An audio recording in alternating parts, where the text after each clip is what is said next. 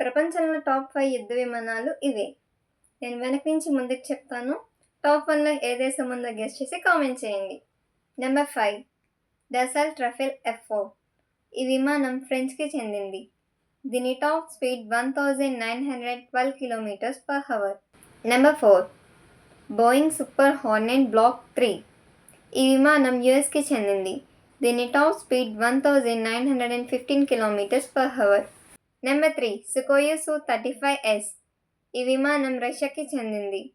దీని top speed 2778 km/h. Number 2 Lockheed Martin F-35 lightning.